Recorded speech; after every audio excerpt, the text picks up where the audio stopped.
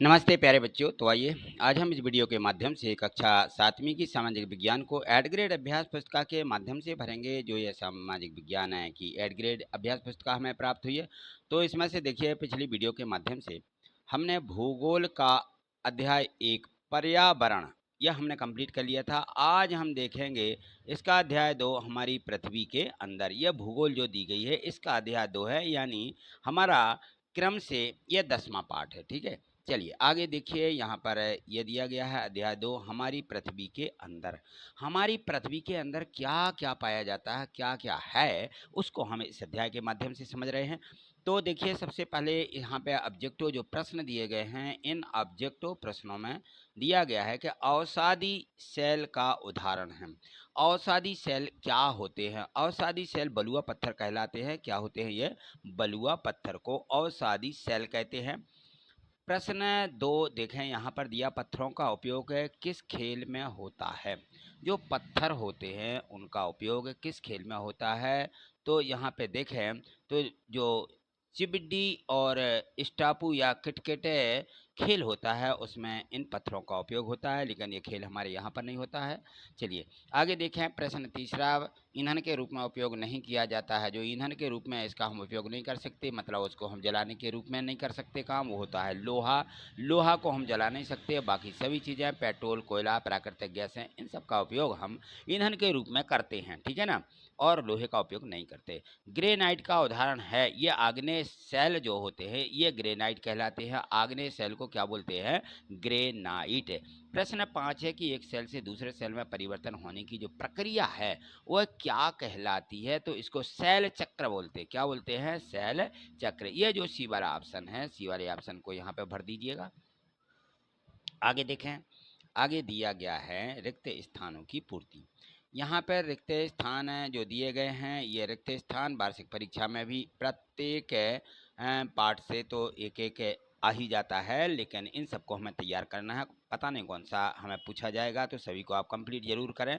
संगमरमर चूना पत्थर का परिवर्तित रूप है। जो संगमरमर बना हुआ है जिसको हम संगमरमर बोलते हैं, यह चूना पत्थर का ही एक परिवर्तन है। कोयला प्राकृतिक गैस एवं पेट्रोलियम का उपयोग ईंधन के रूप में किया जाता है। सेलों के चटक कर टूटे हुए जो टुकड़े हैं वो अवसाद कहलाते हैं। क्या कहलाते हैं? अवसाद। पृथ्वी के आंतरिक क्रोड की त्रिज्या लगभग 3500 किलोमीटर है। पृथ्वी का जो अंदर का क्रोड है, द्रवित मैग्मा ठंडा होकर के ठोस आग्नेय सेल बन जाता है। आगे देखें। प्रश्न 7, यहाँ देखिए इसमें दिया कि लाल किला और ताजमहल, इनका निर्माण किस प्रकार के पत्थरों से किया गया है? तो देखिए लाल किला जो है उसमें लाल पत्थर हैं और ताजमहल जो है उसमें सफ़ेद पत्थर है। लेकिन ये पत्थर किस प्रकार के पत्थर हैं? तो लाल किले का निर्माण या लाल बलुआ पत्थर कहलाता है, और ताजमहल का जो निर्माण है वह सफ़ेद संगमरमर का पत्थर इन मंदिरों में या इन में के निर्माण में लगा हुआ है। पृथ्वी के सबसे ऊपरी परत का नाम बताइए। पृथ्वी की जो सबसे ऊपर वाली परत है जिस पर हम रहते हैं, तो इस परत को भूपर पट्टी कहते हैं। क्या कहते हैं? भूपर पट्टी इसका नाम है। सेल किसे कहते हैं? प्रश्न 9, इसमें देखें सेल किसे कहते हैं? पृथ्वी की जो परपट्टी बनाने वाले खनिज पदार्थ हैं कि किसी भी प्राकृतिक पिंड जो रहता है उनको हम सेल कहते हैं। क्या कहते हैं? सेल। मेटल परत की गहराई कितने किलोमीटर है? तो यह इसकी गहराई है 2900 किलोमीटर। केंद्रीय क्रोड की मुख्य विशेषताएं लिखें। जो केंद्रीय क्रोड होता है यह क्या है?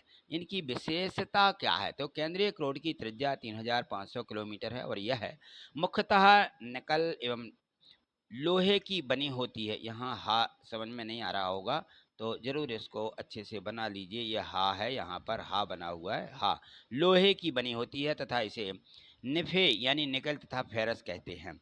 केंद्रीय क्रोड का तापमान एवं दाब, दाब बस लिखना दाब, ठीक है, काफ़ी उच्च होता है। तो ये होते हैं केंद्रीय क्रोड। चलिए प्रश्न 12वां देखिए इसको। प्राथमिक सेल से क्या आशय है? प्राथमिक सेल क्या होते हैं, इनका क्या मतलब है? तो देखिए द्रवित मैग्मा ठंडा होकर के ठोस हो जाता है। इस प्रकार से जो सेल बनते हैं, इस प्रकार के बने सेलों को प्राथमिक सेल या आग्नेय सेल कहते हैं। इनको प्राथमिक सेल या आग्नेय सेल कहा जाता है। अगला प्रश्न है क्रमांक 13वां। देखिए इसमें दिया गया है कि सेल हमारे लिए किस प्रकार से उपयोगी हैं। जो सेल होते हैं हमें इनका क्या उपयोग है, तो सेल हमारे लिए बहुत उपयोगी होते हैं। यह जो है कठोर सेलों का उपयोग जैसे सड़क बनाने में, घर बनाने में एवं इमारतें बनाने के लिए इन सेलों का उपयोग किया जाता है। और जो सेल का उपयोग है कई खेलों में भी इनका उपयोग होने लगा है। दैनिक जीवन में हमें खनिजों का उपयोग कहाँ कहाँ करते हैं। हमारे दैनिक जीवन में, हमारी पूरी ज़िंदगी में जो खनिज होते हैं इनका उपयोग कहाँ कहाँ किया जाता है। देखिए खनिज होते हैं मानव जाति के बहुत से महत्वपूर्ण चीज़ें होती हैं, क्योंकि कुछ का उपयोग हम ईंधन की तरह करते हैं जैसे कि कोयला है, प्राकृतिक गैसें हैं, पेट्रोलियम है, इनका उपयोग उद्योग धंधों में होता है। और औषधि रहती है ये भी खनिज है, तो इनका उर्वरक में भी इनका उपयोग होता है जैसे लोहा, एल्युमिनियम, सोना और यूरेनियम यूरेनियम ठीक है ना। इनका उपयोग है औषधि के रूप में भी कुछ का होता है। सेलें कितने प्रकार की होती हैं उनका वर्णन कीजिए। जो सेलें होती हैं, सेलें देखिए यहाँ पर मुख्यतः 3 प्रकार की सेलों का यहाँ पे वर्णन दिया गया है। तो ये समझिए मुख्य रूप से सेल 3 प्रकार की होती है, आग्नेय सेल, अवसादी सेल और कायांतरित कायांतरित सेल ठीक है ना। तो ये 3 प्रकार की सेलें होती हैं। सबसे पहले आती है आग्नेय सेल। आग्नेय सेल जो होती है द्रवित मैग्मा ठंडा होकर के ठोस हो जाता है, इस प्रकार के बने सेल को आग्नेय सेल कहते हैं। अवसादी सेल जो होती हैं यह सेल लुढ़क करके या चटक कर तथा एक दूसरे से टकरा करके छोटे छोटे टुकड़ों में टूट जाती हैं। इन छोटे टुकड़ों के टूटने और व्यवस्थित होने से अवसादी सेल का निर्माण होता है। तो ये टूट जाती हैं, तो यहाँ टूटने लिख लीजिए और व्यवस्थित होने से अवसादी सेल का निर्माण होता है। इसके बाद आती हैं, आगे देखें, यहाँ देखिए अब कायांतरित सेल। कायांतरित सेल आगे एवं अवसादी सेल में ताप एवं दाब के कारण परिवर्तन या रूपांतरण हो जाने से कायांतरित सेल का निर्माण होता है। यहाँ आगे देखें प्रश्न जो दिया गया है। प्रश्न 16 दिया है, सेल चक्र क्या होता है, चित्र बना करके समझाइए। तो सेल चक्र पृथ्वी की सतह पर चट्टानों के बदलाव और पुनर्चक्रण की प्रक्रिया होती है। यह एक गतिशील भूवैज्ञानिक प्रक्रिया है। सेल चक्र में चट्टानों के रूपांतरण से जुड़े कई चरण होते हैं।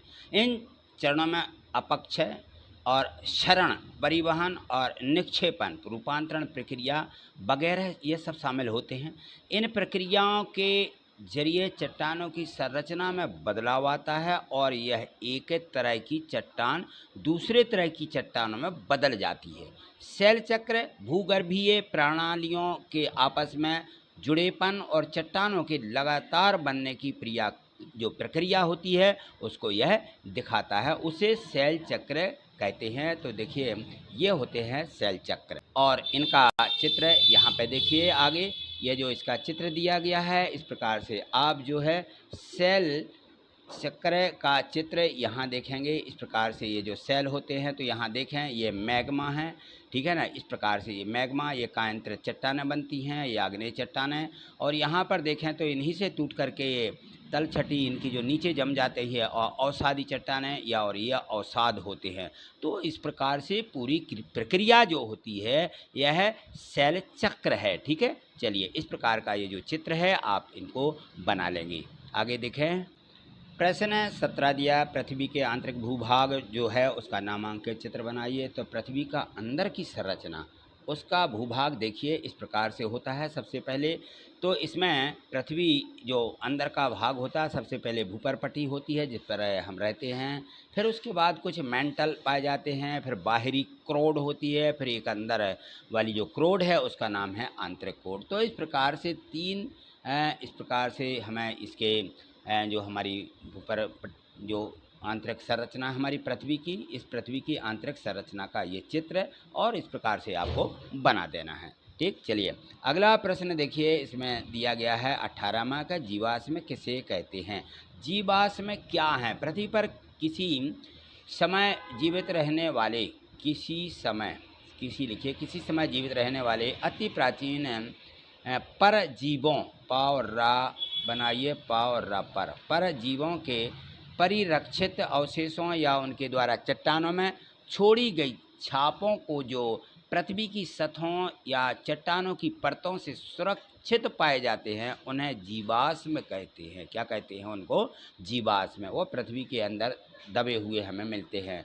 आग्नेय एवं कायांतरित सेल में उदाहरण से अंतर लिखिए। तो जो आग्नेय और कायांतरित सेल हैं ये क्या होती हैं? आग्नेय सेल जब हम प्रवृत्त लावा पृथ्वी की सतह पर आता है, यह तेज़ी से ठंडा होकर गैस बन जाता है।